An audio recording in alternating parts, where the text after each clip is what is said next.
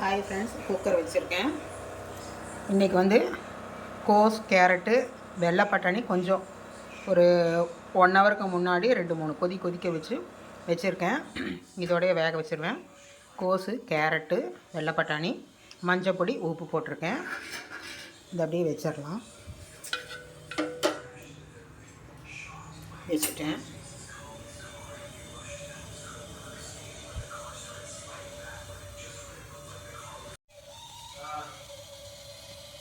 பொரியலுக்கு வந்து கோஸ், கேரட்டு, வெள்ளை பட்டாணி போட்டிருக்கேன்.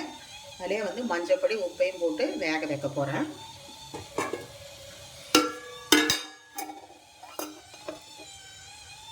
இப்போ பருப்பு வேக வைக்க போகிறேன்.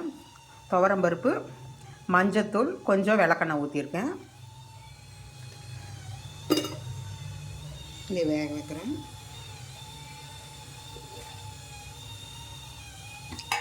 வேக வச்சு அது வெந்ததுக்கப்புறம் உங்களுக்கு நான் காமிக்கிறேன். இப்போ வந்து கூட்டுக்கு வறுக்க போகிறேன். கடலப்பருப்பு 1 ஸ்பூன், உளுத்தம்பருப்பு 1 ஸ்பூன், 3 வரமிளகா,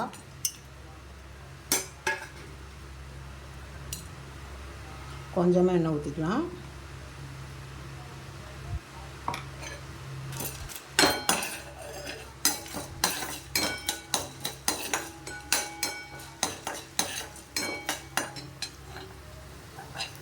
செவந்ததுக்கப்புறம் உங்களுக்கு நான் காமிக்கிறேன். ரசத்துக்கு வறுக்க போகிறேன். கொஞ்சோண்டு எண்ணெய், இதில் வந்து கருவேப்பிலை, காஷ்மீரி மிளகாய் சின்னதாக இருந்தது, ஒரு 3 மிளகா போட்டிருக்கேன். 2 வரமிளகா, ஜீரகம் வந்து கொஞ்சம் நிறையா போடணும், மிளகு, துவரம்பருப்பு, கொஞ்சம் கொத்தமல்லி, இவ்வளவு கொஞ்சம் கொத்தமல்லி வர போட்டிருக்கேன். இதை போட்டு வறுத்தரலாம். கட்டி பெருங்காயம், நான் வந்து மைசூர் ரசம் பண்ணுறேன்.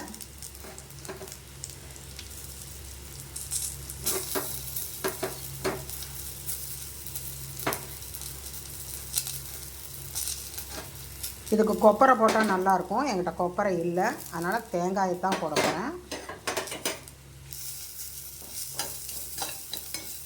கருவேப்பிலை கொஞ்சம் போட்டிருக்கேன்.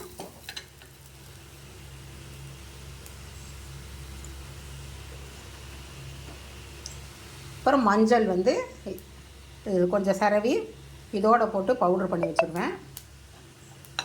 நான் என்னென்ன பண்ணுறேங்கிறத பாருங்கள். கட்டி பெருங்காயம் போட்டிருக்கேன்.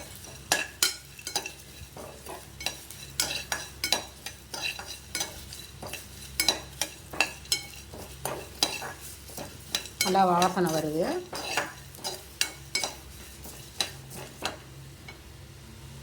இதிலே வந்து கொஞ்சமாக தேங்காய்,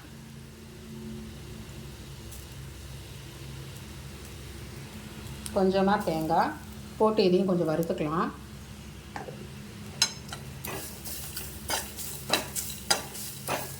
தேங்காய் நிறையாலாம் போடக்கூடாது.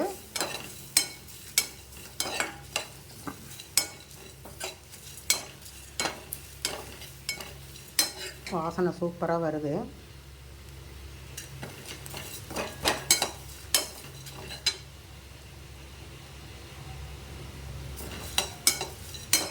மிளகு, ஜீரகம், மல்லி இதோட வாசனை நல்லாயிருக்கு. தேங்காய்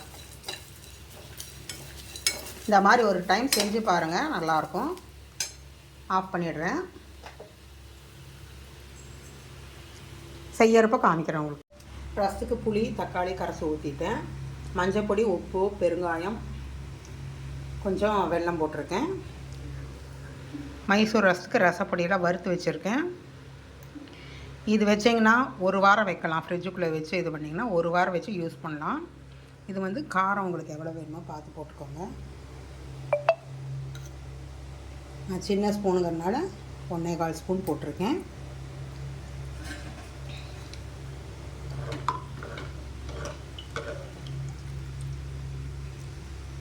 அவ்வளோதான். நல்லா கொதிக்கட்டும்.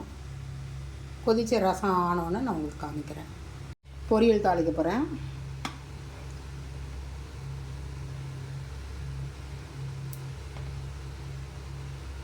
ஒரு 1.25 ஸ்பூன்,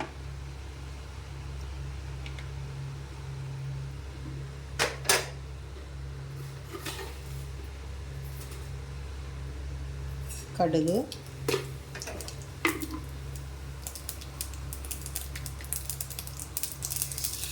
உளுத்தம்பருப்பு,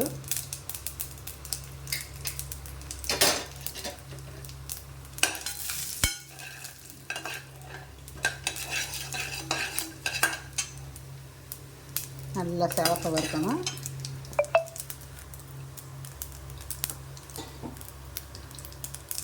இதுக்கு வந்து நான் 2 பச்சை மிளகாய் கட் பண்ணி வச்சுருக்கேன். கடுகு வெடிச்சதுக்கப்புறம் போடுங்க 2 பச்சை மிளகாய்.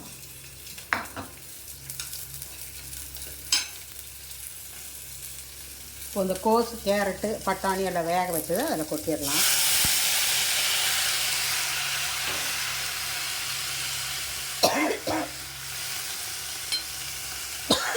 இதிலே உப்பு போட்டதுனால உப்பு போடணும்னு இல்லை.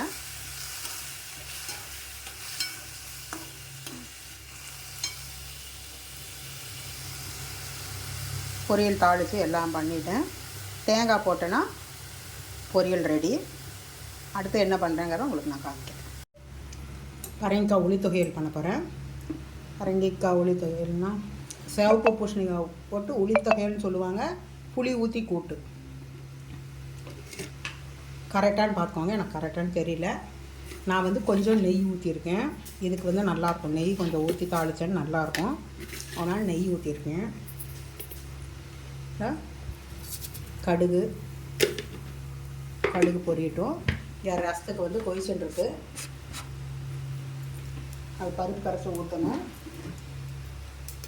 சிம்மில் தான் வச்சுருக்கேன். இது கொஞ்சம் கடுகு வெடிக்கட்டும்.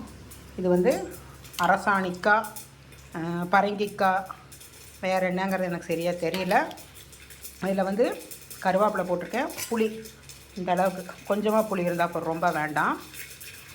புளி கரைச்சி ஊற்றிருக்கேன். மஞ்சள் பொடி, உப்பு, பெருங்காயம், கட்டி பெருங்காயம் போட்டிருக்கேன். தூள் பெருங்காயத்தை விட கட்டி பெருங்காயம் போட்டால் நல்லாயிருக்கும். கடுகு வெடிச்சிருச்சு. இது எல்லாத்தையுமே போட்டுடலாம்.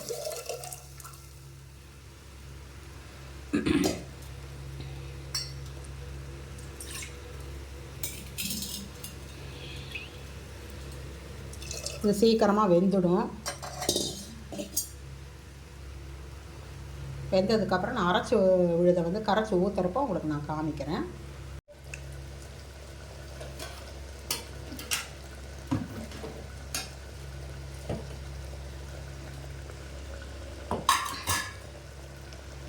இன்றைய சமையல் பரங்கிக்காய் உளி தொகையல்,